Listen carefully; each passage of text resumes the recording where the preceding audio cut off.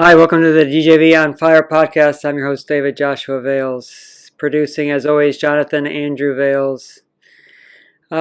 Season 2 is underway. Make sure you hit subscribe, notifications, share it with a friend so we can get as many people as we can just finding out about people of second place. Our guest today, you've seen family members on the show already, but they're all unique and different and bring different things to the table. So our guest, Micah James Dascenzo, welcome to the podcast. Thank you, sir. It's good to be here. We've done dinner with DJV. We've done breakfast with DJV. I don't know what you call this because it's pretty late. This is late night snack with DJV. Yeah. Late night snack with DJV. I don't know. That probably doesn't ring a bell. I don't like Jonathan Andrews. Anyways, it's late and it's a weekday and we've got work probably tomorrow. You got to go into work. I'm actually taking tomorrow off. Oh, so we do have all night. I have work though, and Jonathan has school, so we probably don't want to stay here all night. But it's already late and half the house is sleeping. Keep it. Yeah. Well, yeah. We won't to get too crazy. Right. If we had some pre-roll tape, we might have been out of control and had to restart a couple of times. But that's up to Jonathan, the producer. So I have on my notes like how we met. Obviously, we go way back because the first podcast, number 1, season 1, was your dad, and we talked about meeting in like high school. And so I've known them since the beginning, and then so whenever you came along. 20, how old are you? 24. 24. All right. Mm-hmm. So I've known of you for 24 years. Yeah. Obviously, the last 10, a little bit better. Do you remember playing basketball with Mr. Darnell? Mr. D, yeah. Yeah. You rocked the junior high team for us. His offense was give the ball to Micah. Your brother already gave us his 2 cents. Right. But were you fond of those days? Yeah. It was a fun time. Yeah, those were some intense practices. He made us run. That's all he ever did. Run. I was in great shape. Yeah, but because of that? Yeah. Oh. Yeah. And my baseball coaches always were like super happy that I came into camp like ready to go. You know. Yeah, you're a big time pitcher too for baseball. Mm-hmm. Is that true? Yeah. I remember your dad telling a story how like it's at one point you were thrown too fast, like because you could always just sit on a bucket as a dad and like catch it, and then he's like one time you like whipped one. I remember when the day. And he's like, nope. He took 1 or 2 many fastballs to the shin. Oh my gosh. Yeah, and that was the day he literally, I think, either stole my Uncle Mike's like gear, some catcher's gear and stuff. So so he would still catch me. Like I gave it to him. Like he wasn't scared. He just needed some like proper equipment. Yeah. So did you have a good changeup or curveball that was a little trickier to catch? My changeup was. Oh, okay. That's still. Not to be boastful, but I would describe it as dirty. it moved a lot. Did you do that through high school? Yeah, so I played baseball until the summer. The summer before my senior year is when I stopped. So because I was pretty into it. And that's what maybe some people don't know is like sports were number 1 thing in my life until I was like 16, 17. And like that was my trajectory. Like, that's what I wanted to do is play baseball. So what made you stop before senior year? My main coach moved, and by that time, like I'd known that I was not going to be pursuing it collegiately anymore, and so I just decided to like spend that time. Actually, I got a surgery towards the end of that summer, anyway. So because I wanted to play my senior year of basketball. Oh yeah. And so I needed to heal up. So I just decided not to play. Because the main coach I was close with and like had a really good relationship moved, and so I was like, and a lot of the players, we had different age groups, so a lot of the players had graduated. So yeah, I mean, because it's a full-time gig now for kids. It's it's not like at the beginning or when I was a kid where it was like, okay, it's in league, it's not a big deal. You play a couple of months, you practice once a week. It's picked up with travel and all that other stuff. I mean, you probably were playing 60 some games, at least. Yeah, and I mean, with most sports, you have your school teams. Yeah. And then you have your travel, seasons as well. And for those that want to pursue it in school, like college, you're right. Yeah, like it's kind of the way you have to go. Yeah. David's done that for volleyball to play Division III right now. Men's volleyball doesn't have as many possibilities for higher than that, but for anything. But like once you realize, okay, it's not the future. Yeah. Then is it worth all the time? And do you miss playing it? I miss it so much. Oh, okay. I do. I don't know. Maybe you're no. Baseball, like sports in general, I genuinely love it. I study it still. Mm-hmm. I follow NBA and NFL very closely. Like, I was a total sports nerd. Yeah. Like, I memorized batting averages of players. I had cards and I would memorize their stats. Well, I feel like you sang at church. Do you remember the first time you sang? Like it was almost like an offertory. Oh yeah. I'm trying to think how old I was. I remember, right? But you were like 13, 14. Like you didn't even hit puberty I sang because The Voice of Truth by Casting Crowns. Yes, and that was before that was when the stage was in the corner. Yeah. Still. Yeah. And was forced into that one. Yeah. I remember that. I think that was the first time I ever sang at church. You were solid. Obviously not as seasoned as you are now. I'm like, at first you started singing. I'm like, he's a basketball player. I'm not really sure why he's singing. I'm like, yeah, his dad must put him up to his mom or someone. But you finish. I'm like, that's pretty solid, especially for not hitting puberty and your voice is like, I think you were in the middle. Yeah. You were the Brady Bunch a little bit, but you held it together for the song. Like I was expecting a Brady Bunch. Like, do you even know what I'm talking about? Brady Bunch? But I know. I know Brady Bunch. I don't know exactly what you're referencing in Brady Bunch.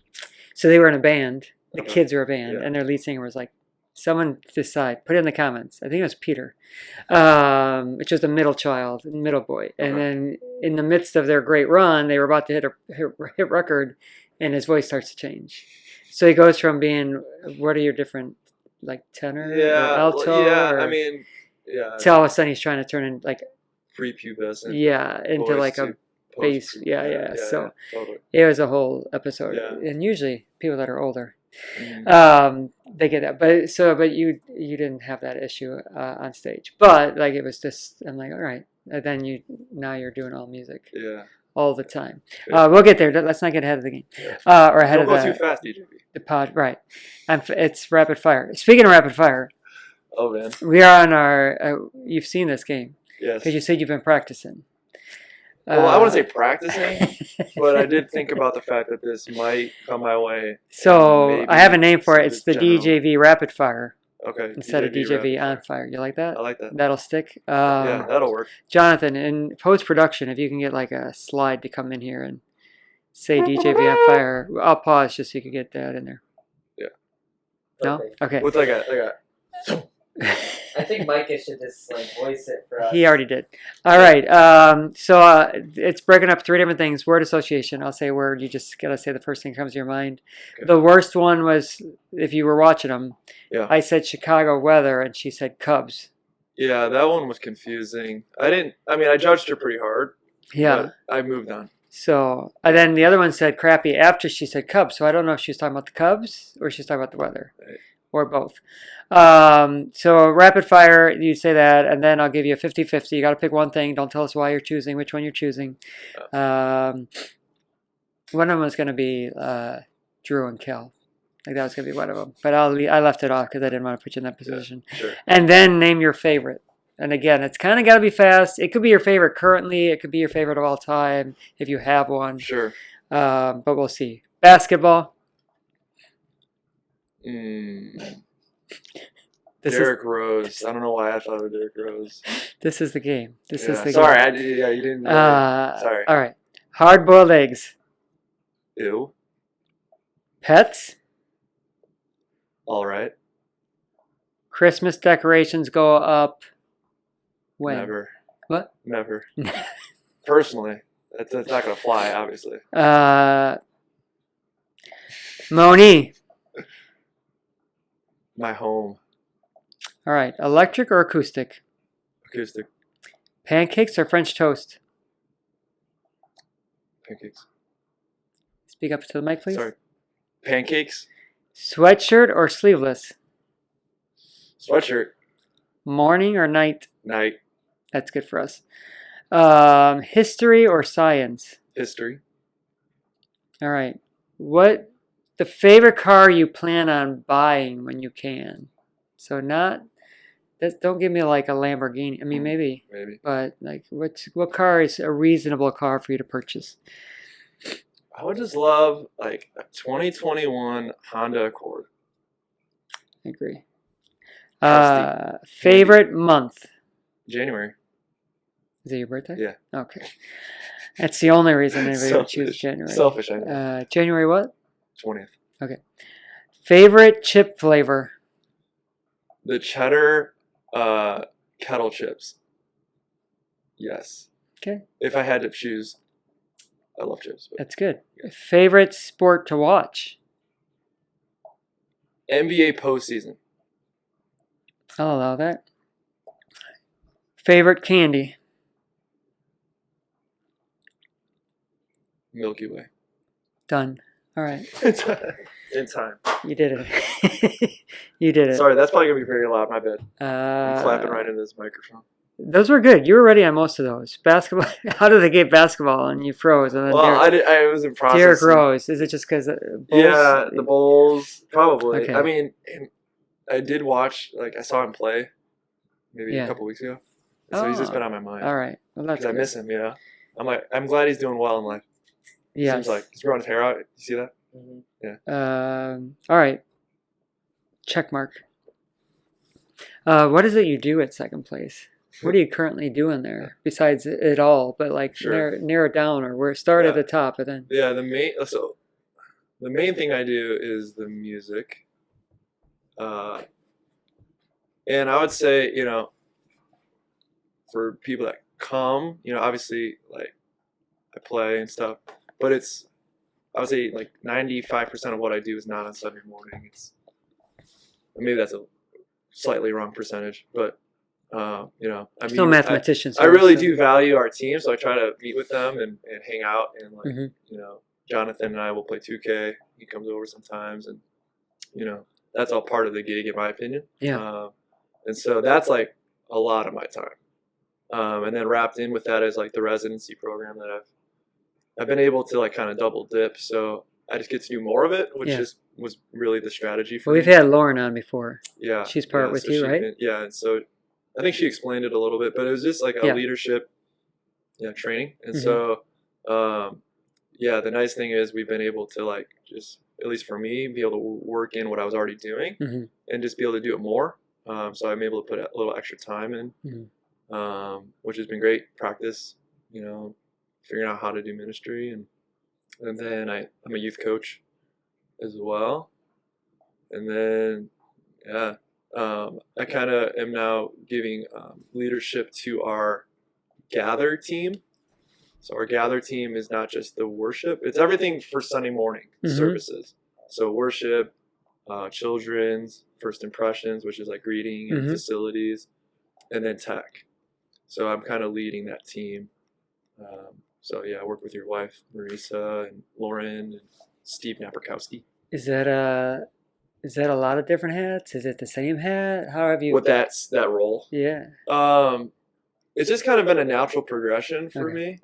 Yeah, I mean, obviously I'm heavily involved with the weekends every week, just from a flow perspective, and I'm usually, you know, there's something going on that connects with the music in some way, and so, I mean, 8 years of doing it, you kind of understand how the service flows.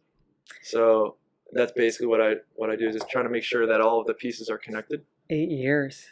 That's a long time. Yeah, I mean, I haven't been in this role. For No, years, but your progression, your being a so, part like, of it. Since singing Voice of Truth, which I didn't. Yeah, that was before I was actually, like, playing. Right. But it's been probably 8 years of me on the team in some way. Why is your family so involved? At the church? Yeah. I think we really care about these people. Yeah. And the mission to make Jesus first. Your uncle, your dad, your mom, had sold it on you. Yeah, I mean, I'm a little different than my younger siblings in the fact that I remember my life prior to second place. Mm, And so it's a little different True. in the fact that it's not all I know. yeah. But I think for me, like I have a special value to it Mhm. because I have seen different things. I've seen different, church situations, and I've seen my dad not be a pastor. Mhm. Like most of my childhood, he wasn't a pastor. We were heavily involved in church, but Yeah. that wasn't his job. Yeah. Like we would travel with him and like do stuff, and so my younger siblings didn't have that. So I don't know if that answers it, but I've definitely, it's been a choice for me. I've had plenty of opportunities to not Yeah. be here. Right. Which that's, I don't know if I was hoping you'd say that word, choice, Mhm. or, we're expected to help out. Doesn't sound as nice. No. But I just thought I'd throw it out there. Well, especially now. it It's came like to maybe mind. when we were younger, like Yeah. there was an expectation that we would be there. Yeah. And so, but like going back to baseball stuff, like when I was in high school, I didn't go to youth group or church Mhm. in the summers. And like before Dad was speaking every Right. week, he was the one taking me. Right. Like that's just like people don't know. It's like that was our lives. Like Dad and I would travel to my baseball tournaments. Yeah. But like that's where this was already a part of his story, I think, in his soul. Mm-hmm. And so like a lot of what flushes out at second place now is something that I just grew up with. Having conversations of how baseball is spiritual. And how me pitching is a act of worship. Yeah. And it's a space that Jesus can be in, and he can use me in. Those were just normal conversations after games. And my mom yelling at me when I got too competitive. You get too competitive? Yeah. Well, she says I have a face where I get a little bit. Who's the competitive? Where did you get that from? I think both my parents are competitive. My mom is like, Mama Bear is real. I think Jeremiah might have talked about that too. But yeah, I won't throw the dirt. Okay. I'm not going to throw the dirt. But I you don't know feel what like that she's means, competitive. but, no, yeah, she's great. And it's literally one of my favorite things about her. So it's not a negative. I mean, you do the board games and stuff at home when you were younger? Yeah, not as much anymore, Not so unfortunately. We do love a good game of Ticket to Ride. Have you played that? No, but I don't Have think. you? Have you played that, Jonathan? Played it at your house. Oh, Yeah, okay. you get crushed. You guys love that game. Yeah, we do. Someone love you're not the first, and people are like, Whenever Ticket it came out, it won like the best game of that year. And isn't there like it's even on your phone? Yeah, now you have to pay for it. I got it for free back in the day. Yeah. So okay, so someone at work just like it's a great game. lives for whatever. We have the special edition. Never tried, but there might be people in my family that can't play games anymore because it just goes to another level. Yeah. You're not like that. When I was younger, I was younger, yeah. So you've learned. You've matured. I hate losing. Still do, but like Monopoly's not as important to me anymore. But at the time, Monopoly's my life. Like that's all I have. I'm 8 years old. Like all I have is to win this game of Monopoly. And so, like I think Sorry was the game where Jeremiah and I would play, just the two of us. Yeah. And like if I was gonna lose, I'd flip the board and like just walk away. Okay, one thing I don't win because you couldn't say you won. One thing about Sorry, which doesn't make sense, because I played with every child, but like just played with Ethan not too long ago. Like I won every game, but it's Sorry. Like I'm flipping a card over. Yeah. How do I play my guys better? Mm-hmm. But for some reason, I just got lucky. It's still the game of sweet, sweet revenge. That's I guess. Is the that tagline? The tagline? Yeah. So you're wrapping up your residency. Yeah. This leadership. This month is actually thing. Yeah. Yes. And then what?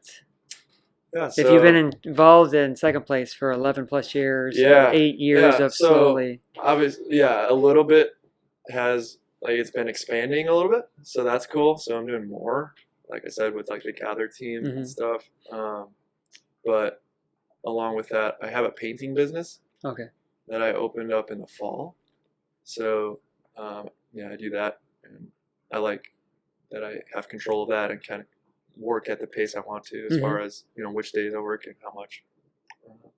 So that's nice, and then got music stuff in the works, but that's more, obviously not making money, so I'm trying to figure out how to sustain myself. So, are you going in a state of limbo? I mean, are you planning on just No. staying on? Yeah. So I'm doing what you're doing. Yeah, so I'm staying on staff, doing the music and some of this gather team stuff, and see where that goes. And then I have it as a goal to, like, by 2022 to be getting like closer to not having to paint anymore. Yeah. So whether that be offsetting with music or an expanded role at church or whatever. Well, off camera, prior to starting, he mentioned a band. Yeah. You're in a band? Starting a band? Yeah, so it's become more than that, but yes. Yeah, so, I think probably 2 years ago now, I started writing, like, more seriously. And we've played some of the songs I've written at church. And so, yeah, so actually, like, last week, I officially launched it. And so I have a business now that it'll be like a actual legal band recognized by the state of Illinois. Wow. And can, like, make money. So we're working on, I have 5 songs that are being worked on right now to be released later. Are these different than the ones you play, or are these part of? A couple of them like, are you've heard at church if you. Well, I knew that you did we did a great worship night. You did a great worship night. Everybody that was involved a year and a half ago, prior to pandemic, right? Was that really in February? I'd consider that the send off of the building, to be honest. Was it in February of that? Yeah, because it was the 10-year anniversary. Okay. Oh, yeah. Was when we did it. So we, unbelievable. I think one of the sets was all your songs, was it not? Yeah, all originals. Yeah, all originals. And yeah, so when I heard them, and not all of them were brand new, but I'm like, it's like, oh, he did that one, and then like, they did that one. So I was like very impressed that, like, that whole set, because they were a couple of my favorites. So then I'm like, I hadn't recognized or noticed that you were the one that had put those together. And then everybody you work with does a terrific job, by the way. We're not putting Mike, we got him on a high chair here because the table's high, but we're not putting him on a pedestal or anything. But you're very talented in your writing. And so, are we sharing the band name? Yeah. So the band name is going to be called Beta Worship. Okay. And Jonathan was wondering. Yeah, you want to ask your question? Yeah. What is your reasoning for naming it Beta Worship? Totally. Or Beta. His question was, that you couldn't hear, depending on what Mike picked that up. What is his reasoning for calling it Beta? Worship. Beta Worship. Yeah. So beta, there's a couple ways you can take that, right? There's it's a Greek letter, whatever. That was not why I named it. The reason why I named it is I was just thinking about just like my purpose in life, and also specifically how I view music and, like, what music is in my life. And I think about worship as almost like a test run of heaven. Like, and there's this moment, so it's not like forever right now, right? But we have moments of, like, where we experience, like, a little taste of heaven, and so we get to, like, beta test it. That we're just, like, we're practicing, like, worshiping and learning how to do that, forever. Yeah. And so that's where that name comes in. And so, yeah, Beta Worship and so the tagline or our mission statement is creating a taste of what's to come. And so it's been cool. Like, the team, there's 5 of us. It's not just a band. It's more of, like, we have, like, a whole board right now, and not all of them are musicians. And it's really, really cool to see now, like, it's not just music. It's, okay, however I live and in whatever job I do, I can create a taste of what's to come. And so it's kind of universal in that way, that really anything can be a glimpse into the kingdom of heaven, and you can worship through it. So that's kind of the heart behind it. Yeah, I'm trying to, like, process all that. That's pretty good stuff. Let me take notes. We did talk about that too. Because I like how you said, like, a taste. To me, it's like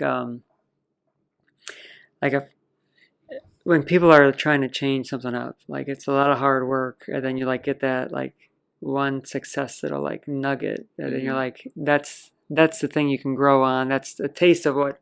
So to me, that's kind of like it was a different take the way you worded that and put it. But I like how you said it's mainly about the worship, like just a little. And you can't even.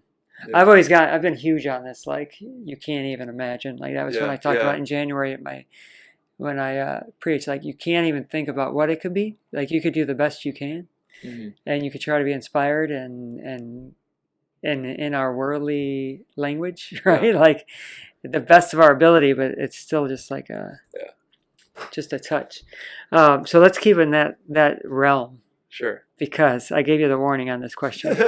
So the question is, because I wanted to have some deeper conversations, and why not at like this late when your mind is primed? You said you do some of your best thinking. Yeah. Also, the filter leaves, so I'm trying to be careful. 2:11. Not that I say naughty words. It's just I just start saying things that maybe don't make sense. Well, I'll try to catch it so that we don't go off the rails a little bit too much. This is one take, guys. One take. It is one take. This is not posted. Except for the DJV rapid fire. Yeah. Right. But I do want to get your take, and then I want people to like put in the comments. Okay. I usually have our like down below our people that are like to say a word or two, and not just to help the algorithm, but but to like don't actually even say his name. Say something. Don't even say. Don't give him that. Don't give him that. So the question is, who is God? Like, what does that mean to you at this moment right now? Sure. How old are you again? Say it again. 24. 24 years old. If I ask you who is God, what does that mean? I'm going to keep taking notes. Sure. I would say he's the source of my purpose.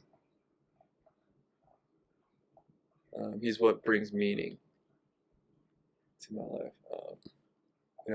Obviously I think he's like creator, he's a father, whatever.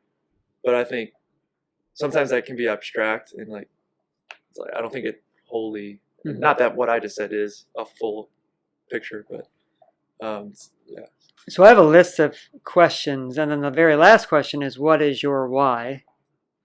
And then you kind of like preempted all my questions with saying, God is the source of my purpose. So then let me just jump to that then. Like, so then what do you consider your purpose? Yeah. So I think, and I tell this to our small group at youth a lot too, just because I think it's relevant, right? Because I think we're all seeking in a way, purpose, regardless of age. But obviously, it's very much at the forefront when you're 17, 18 years old, about to graduate and stuff like that, and you're trying to figure out what you're going to do. But I think as far as like finding purpose or whatever, I think, I've lost my train of thought. It's late. It's late. So ask your question again. Yeah. So I mean, what is the why? Right. So the question is, what is your why? You said God is. I said, what is God, or who is God? Okay. Yeah. So I'm back. Okay. So what I tell them is that all of us have been called to serve Him and to, I think, expand His kingdom and bring Jesus into every sphere of this world. I think we all have that call. That's not unique to me or to Jonathan or anybody else. So I think if you don't know exactly what it is, start there and just like whatever you have, go with it and invite Him in. And I think that's a good place to start. But I think as you seek Him and as you start to build on years of listening and hearing Him, you start to develop the ability to maybe see. And I really value the circumstances that I've been placed in and the people that have spoken into my life. Like I've had 6 guitars given to me in my life, and I don't believe that's a coincidence. I think that's one of the ways God was steering me. And this was in the midst of me playing baseball and traveling and not caring about, like I initially quit guitar, and by now, as we speak, I have 6 guitars that I never purchased. And it's like those little things you start to get more specific in that purpose of like, okay, well, music. But I think right now I'm in a challenging time because I can't live off of music right now. Like I can't supply all of what I need to survive financially. And so, I'm not limiting myself to just, again, I think God's called me however I can, whether I'm painting. I've had some amazing conversations with people that I never would have. Like they don't come to church or anything, like complete strangers. And talking about God and literally just hearing stories and stuff is like, okay, that's just as valuable and just as valid as me singing at church. Do you think you need to have a career in your purpose? And by the way, these are open-ended. I'm not trying to stick you. I'm like literally just sincerely making you think about it, maybe even for the first time. Like when you're like, it's the playing the guitars, singing music, and you're like can't really support. Like, okay, so where do you think is the line of like, okay, Lord, you're obviously drawing me this way, but if I start a family, right, or even just to survive myself, so are you waiting for the two to collide, or is there a way to keep, still do two different things? Support yourself and serve your purpose that you say is the source of God. Right. I guess the way I would put it is, I think if I wasn't playing music at all, like, because I know you said career, but if I wasn't doing it at all, I would legitimately think that would be like, I know it's not technically sinning, but it's like it would be a very direct, like me knowing I'm disobeying what I've been designed to do. But that doesn't right now doesn't mean that I'm doing it full time. So I think there has to be ways that like you use it, and I don't feel the pressure to have to go make a living, playing gigs for the rest of my life. I think there's a lot of ways God has gifted me. That's probably the most visible way, right, that people see, or that even that I maybe can easily value because people see it and say things or whatever. But yeah, to answer your question, I don't think you have to have a career in it, but I think it's not something you can just ignore either. It needs to be in some way, shape, or form, involved in your life or a part of your life. So can we say like ideal, like, I mean, when we're young and you're like, maybe you want to be a professional baseball player, would you say that was ever a dream or not really? Yeah. I legit thought I was going to go play. So what is your big dream right now? Like what, if you could have it, let's say, so the problem is, I don't know if this is a problem, you're already locked into doing the will of God.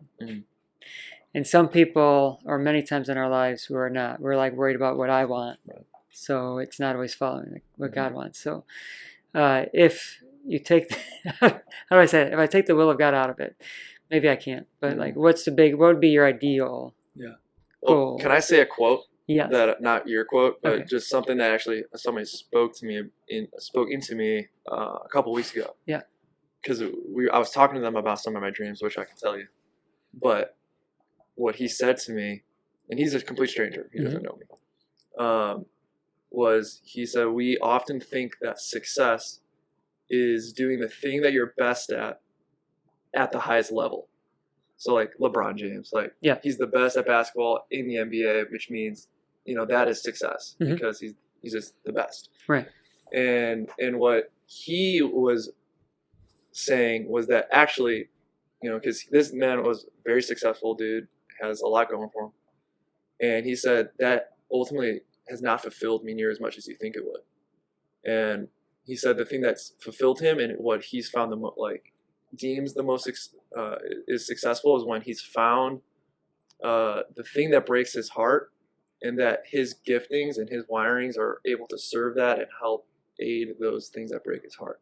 So like they mentioned a couple weeks ago with the rucking, when they did that, for them, the state of like human trafficking in our world, that breaks a lot of people's hearts. And so when they're able to serve and they can just walk and make a difference, that is so fulfilling. And not for selfish reasons, but it's like you're actually making a difference.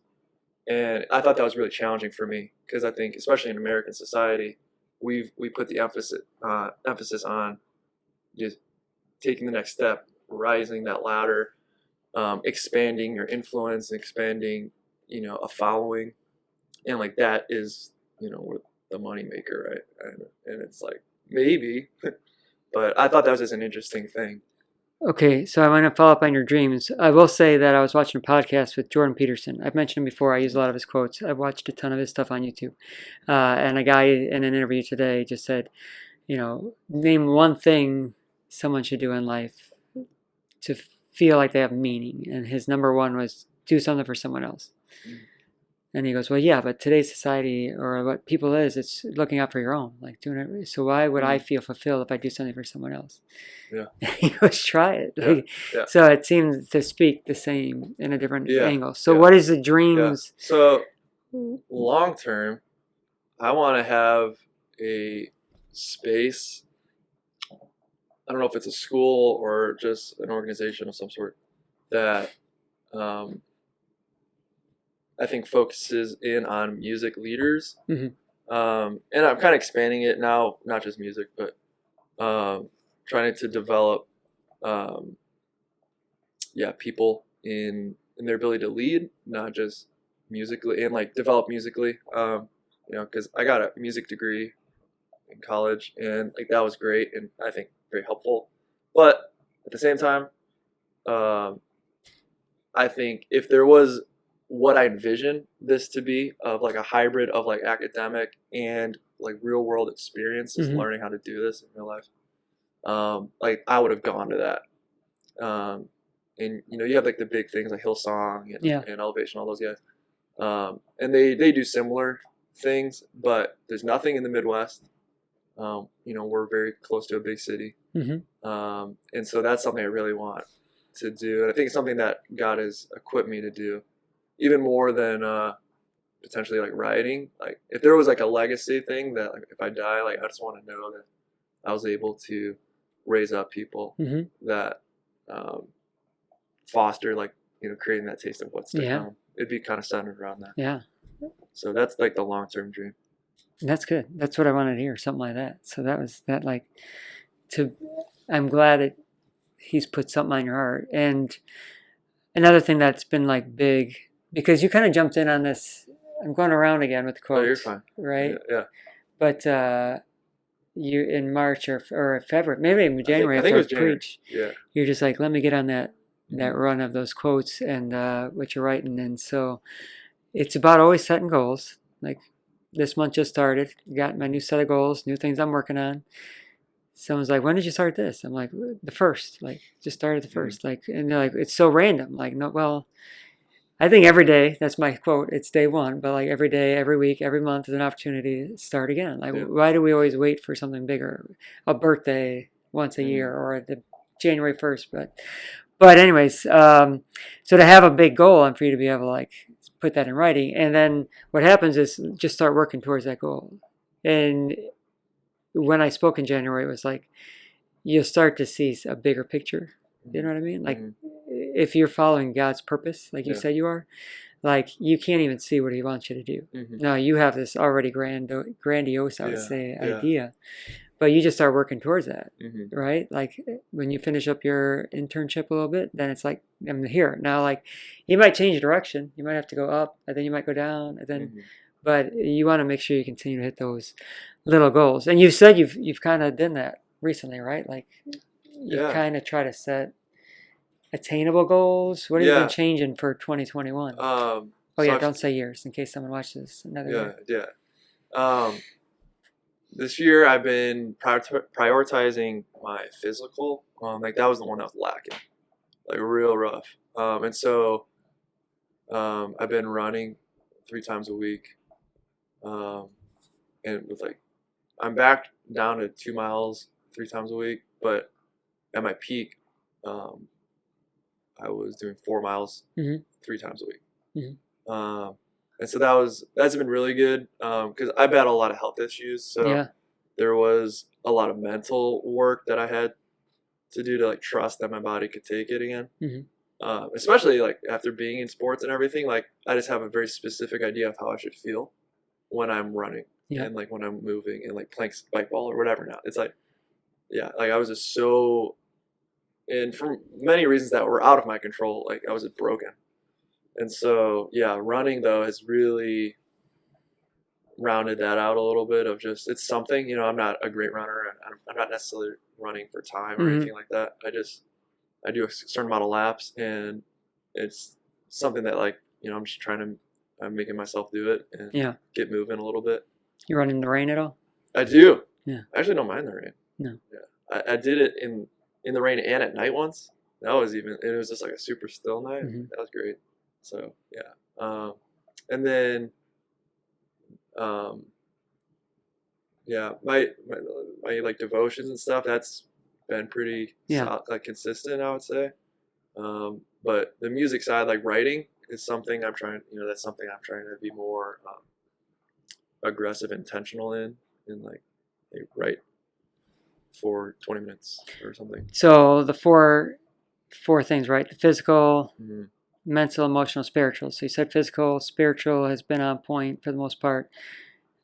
I mean, music, is that both of those intertwined, mental and emotional? I would say even emotional, yeah.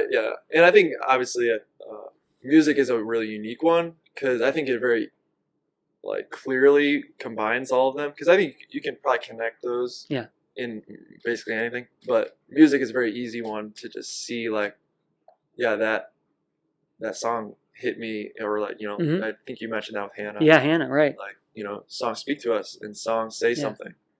They don't just sound like something, they say something. And so, for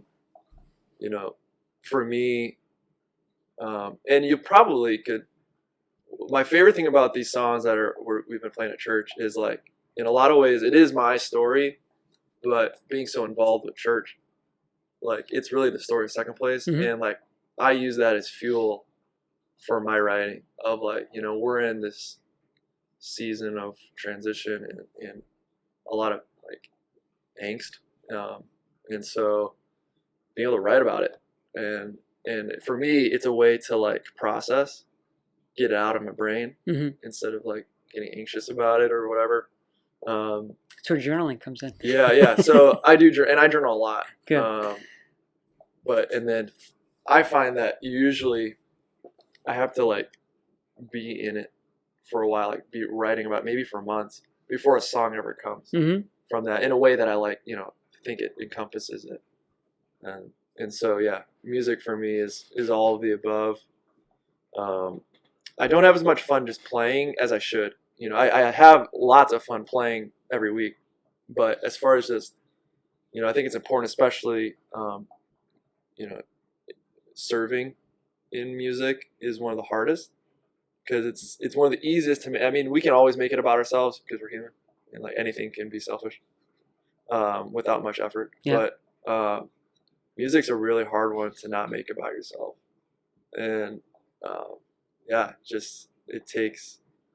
it's a grind to just have to feel like you have to be in a certain place, because like, I think a lot of people that don't have to lead think that worship is like their retreat, which I'm so glad. I'm so glad they feel that way, because it's true. It is true, and it should be. On Sunday morning, if that's a safe place, that to me is my job. Yeah, is I'm responsible to like create space for you to like talk to Jesus. Well, I mean, I'll let you finish that thought, but Kennedy, last one of the podcasts, said, she tried to join, and then like she felt it was too much work. Like she wasn't able to worship in her space because she was focusing on doing her job. And I wanted to hug her, because I think it is, as someone that does it every week. Yeah.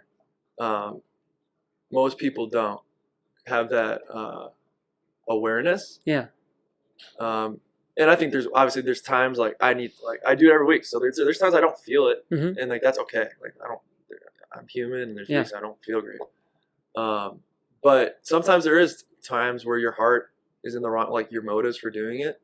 I'd rather you not be up there if it's about you. Yeah. And if it's, I think there's ways to work around,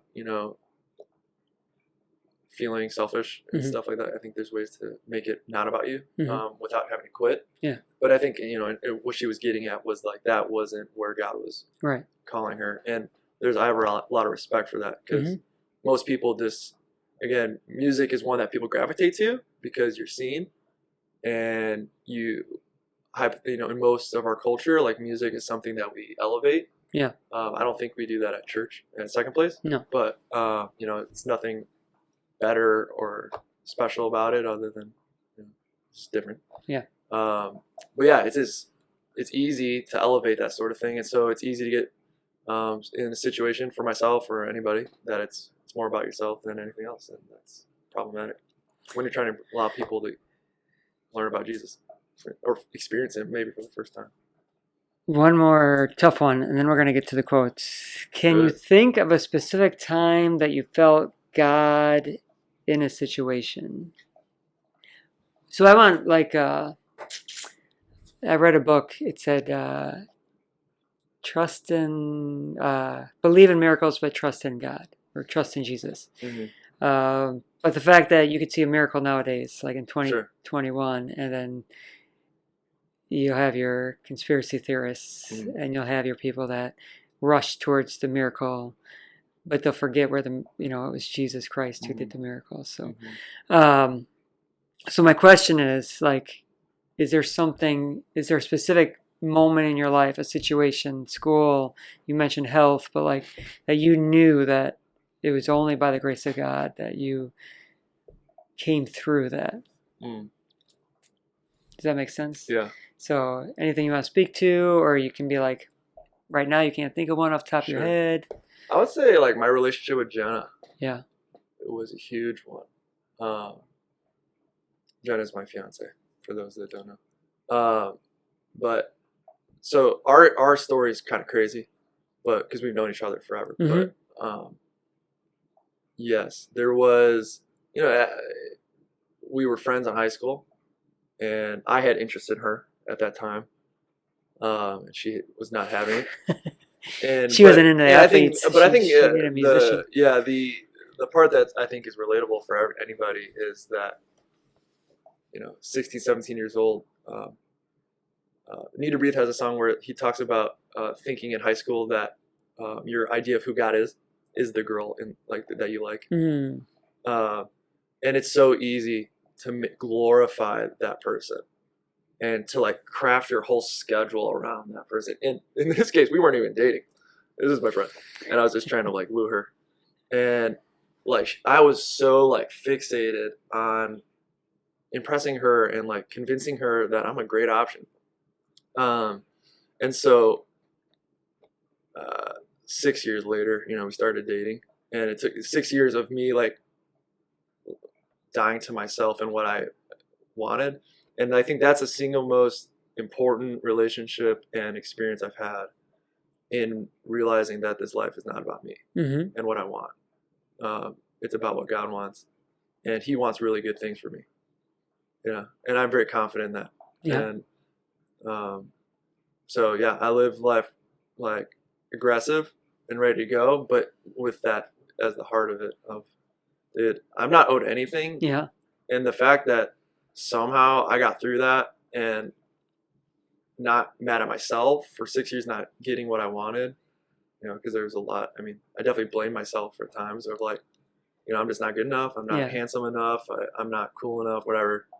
And so that relationship has taught me that it's not about me.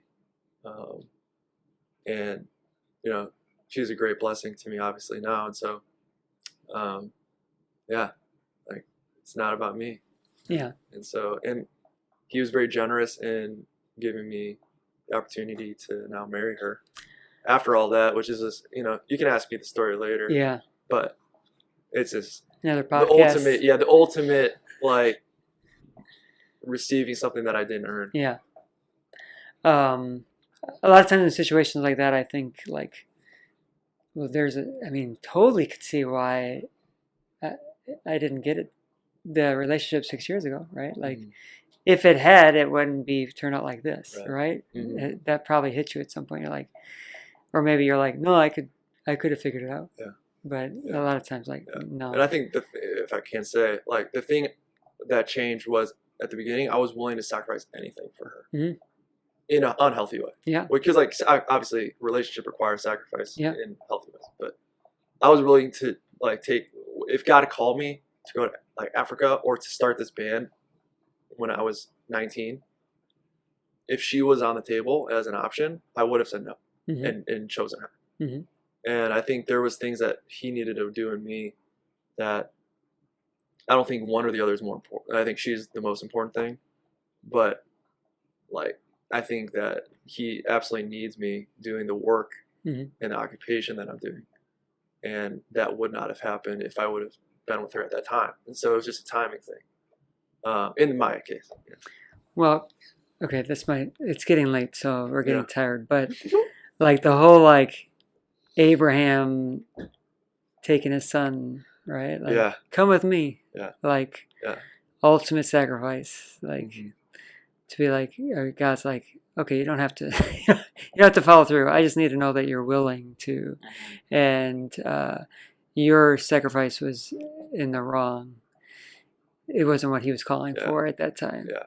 So, like you said, it's like she is number one to you, but like at that time, it wasn't. You weren't willing to do the other. Mm-hmm. Like you said, if he called you to Africa, Yeah. right? Yeah, because I think for some reason we think we can't have both. Yeah. Like a healthy relationship Mhm. with a spouse, and like a really great career Yeah. that you love, and that for both people, Yeah, husband yeah. or wife. Like I think, we think they're exclusive, Mhm. but they're not. I don't think. It's good stuff. All right, quotes. Hit me up. So one, if we're starting on the first one I've got here, I mentioned in the last one, but it wasn't their quote. If you're through learning, you're through. That's technically your first one. Mm-hmm. And I'm 45-ish. And so, like, Yeah. when I said this quote last year, I'm like, yeah, I'm just halfway, man. Like, I should start picking it up now. Like, why do I think I was done when I was 18? Mm-hmm. Why do you think people are lazier as they get older in learning? You think they're lazier? I think they are. Generally speaking. I think school burns them out.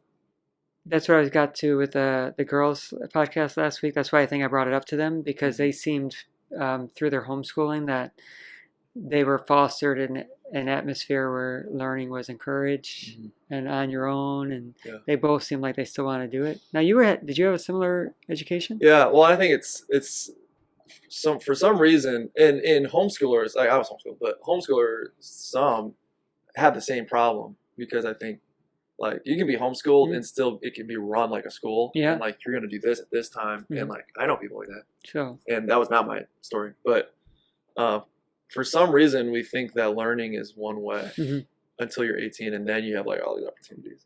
It's like I never jived with school. I hated school. I love sports, and like my mom let me, like the novels I read were about like kids getting, it was like mystery books and stuff about baseball stuff. It was like, in hindsight they're pretty trash, like the stories, but they integrated, like she was able to bring in literature. Yeah. And like I was an avid reader. I loved reading. That's good. And as growing up, but I read like 50 Hardy Boy books and stuff. But as soon as you give me a textbook, I melt. Yeah. I can't do it. And so like memorizing information, never my strong suit. But for some reason we think that learning is like only academic, and it's just not true. It's not. And so like that's how I teach now, like lessons and stuff like that. I forgot to talk about that. It doesn't matter. But like when I teach lessons, like I don't teach from a textbook. I do, just not solely. You're right. And especially depending on the student, if they learn that way, then I'm fine doing it. I think it's a good resource, but it's not the only way. And I would say a lot of people don't learn that way, and so they think they're dumb or can't learn, which is just a lie. It's just, we have to be better about giving different forms of communication and content to be able to cater to more than just the academic type. Yeah, good stuff. Yeah, we didn't get it. I mean, there's so much we could have talked about. Yeah, you're sorry. No, it's good. Don't be a problem finder, be a problem solver. Amen. I mean, that's the that you could have put that up at second place. I feel like there's no place for problem finders. Yeah. A problem may arise, right? That's different than be like we're ignoring all the bad that could happen. That's not the issue, and we've dealt with so many, right, in the last year plus.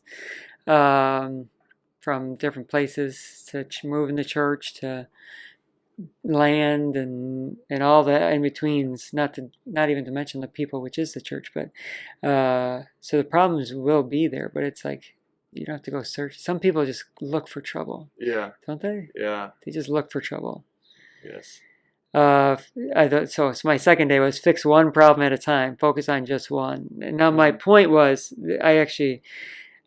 sometimes I read these back because they were like a year old, and then I'm like, wow, that's a pretty good thought I had last year. Pretty So I smart. said, did you ever play Jenga, a tower of bricks, and you take one brick out and you place one brick on the top? I said, you don't take 5 bricks out and drop all 5 on top, it'll topple over. But if you stick with one, just one at a time, you can build a pretty tall tower. I go, this is life. Focus on one thing this month, and when that brick is on top, choose another for the next month. Before you know it, all your lower bricks will be on the top. Because I think when people try to make change, they're like, okay, I just need to change my whole world. Like, I don't think that's the way to go. I think, isn't it John Maxwell that talks about the 80-20 rule or something? Probably, absolutely. Or at least he John Maxwell. steals it I think from this somebody. is like 3 out of 4 podcasts that people have mentioned John Maxwell. Yeah, but he's smart. He's a smart guy. But the 80-20 rule is that you get 80% of your production out of 20% of the people, or you could apply that to a lot of things. It's in the book. I think it's the book Good to Great. Maybe that's from. Maybe. But anyway, so yeah, but that idea, I think you can apply that, and it's not just people. If you're leading people, it could be projects, it could be clients that you have. Generally, if you're running a business, you have a couple clients that produce a lot of your production financially. And so, like, why aren't you, tailoring it to that? Make sure those relationships are the strongest. And I think in the same way with problems, like, there's so many problems. There's always something that, is important to fix, probably. And learning how to prioritize those is important. Yeah, that's key. But then also, just choosing one. And like the fact that if you actually address a problem and you work on that, like the difference that makes, even though there are a million other ones still, like if you just actually fix one and you stop behaving a certain way, or you get the right system in place, it does a wonder, so anyway. A little improvement each day makes a big difference over time. Yup. Similar to that. Must have been a theme that week. I don't know where I read this, but this one, like, I had to do a double take. Susan Donovan, I had to read that again. Did you ever see that phrase on memes on the internet? Maybe you're not on the internet enough. It'll say something fancy, and then it'll say, read that again. And I'm like, you don't need to put that. Like, I read it once, and I understood it. And Susan believes that, she goes, well, I just read it again. And she goes, sometimes I needed it. I'm like, I know, but if it was that good. Anyways, the journey of discovery lies not in seeking new landscapes, but in seeing with fresh eyes.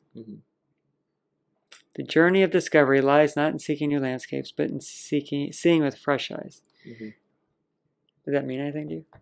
Yeah. I think maybe to put it in a different way than I've heard other people talk about it recently, just to hopefully bring a fresh perspective, is I think about, because I think it is important, again, to not look at only your long-term goals and the success that could bring, but the fact that the whole point is to do it now. If I'm not developing people now in their worship leading abilities, why on earth would I be able to have a school for it? If people aren't getting better, by me being able to help, if my input is not helpful, then why would I try to pursue that? Or why would God give me more opportunity? And so I've really made it a point to, kind of what that was talking about, of I want it to be known of me that any situation I come into, I enhance. People get better when I'm around. And not that it's about me, but it's I can't help but help people get better at whatever it is they're doing. Whether that be, Sam and I are playing catch and he's working on a pitch, and I have a little bit of insight there. Or if it's somebody struggling on a progression or a melody or harmony, if they're around me and they're not getting better, I'm doing something wrong. because if this is what I believe God told me to do and gifted me in, then it should be helping other people. Yeah. Ultimately, it shouldn't just be about me making lots of money and getting famous. Like, so then maybe roll it into this last one. You didn't even get this one yet. The quality of your thinking determines the quality of your life. That's the one we're closing on. Yeah. So Perspective. Yeah. Can you say it again? The quality of your thinking determines the quality of your life. Mm-hmm. Yeah. I think how we filter is important. And for me, it starts in the bedroom when I'm praying. You know, like that to me centers me and reminds me of what I'm doing and why I'm doing it. Because we're all busy, so it's not an excuse. Like we all are busy. We all are stressed. We all have families. You know, there's always something on fire that needs to be put out. But we also all have goals, and maybe we don't have goals, but we have dreams, and we have things that we wish were true about ourselves. And the people that make it happen just believe that it can happen. And so, so I have, yeah. Well, you wrap. I don't know while you do anything. It's getting late. The two things I have, basically two camps. It says, number one, all I think about is how much I fail at things. I don't think highly of myself. That's one group of people. Or the second group, which is what you just kind of said. I want great things. I know I can do great things if I am persistent. I think that was important to me last year. Not just like period. I want great things. I know I can do great things, period. To me, it was like being persistent with it. Yeah. Putting in the work, like you said. Not waiting for that day where you have the school, but like starting now with the one person you're having a lesson with, right? Yeah. At that time. Yeah. It sounds like you have that quality mindset. Yeah. Yeah. And I think there's like a misconception that, because I think a lot of people that focus on failure or like their self-talk is like very much just like, you know, they berate themselves and like they don't maybe value themselves as much as they should be. You know, they don't want to come off as cocky. But then if you're not like that and you have confidence, I think that can also be misconstrued by people as cockiness. And I've always struggled with that. I'm very self-conscious about how people perceive me, and I don't want them to get the wrong idea. And so it's easy for me to like want to craft my image to fit what I want them to think about me, instead of just being confident. Because it's like, I know where this is all coming from. You know, it's not about me. And so, but it's such it's a tension that you have to, I think, balance your whole life of, you know, like I am a failure. I'm a sinner. I struggle with a lot of things, and I'm selfish. But I'm very confident in Christ that, you know, I think that doesn't make it about me, and I still can have confidence. And so, you know, you don't have to be so negative to compensate for not wanting to be, you know, able to go out and make something happen. Like, let's do it, you know. Time flew, man. You know, that was an hour, right? Are we at an hour? Are we past an hour? Hour what? Hour 3? Doesn't it go fast? Yeah. Is there anything else you needed to share with the people? Come to church. Come here and worship. No, yeah. No, straight up. You're all are welcome. Yeah. The one line, I mean, I wrote down quite a few things actually, but like one that I didn't even write down was, you said if you weren't pursuing the music, you'd feel like you were sinning. Is that an accurate statement? Yeah, Did you say that? basically. I think I've said it on a podcast before that, like Jordan Peterson said, sin means to miss the target. Like that's in a different language, you know, or a root word of sin is to miss the mark or miss the target. So I think it's interesting that people think there's a list written somewhere, like of all sins. Like here's your do not do list, which to me then encourages people that like, okay, that's first. As soon as you make this do not do list, like then that's the list that people want to break, right? Like when you get older, you're like, here's the stuff that I gotta like. Okay, they told me not to do this, so I'm going to make sure I do this when nobody's looking. But you're taking it as something like you're missing the mark of God. Like the purpose is here. And not many people would be like, if you weren't singing worship music, that you'd be sinning. But you know in your heart, He's put it on your heart, that that's what you're supposed to be doing.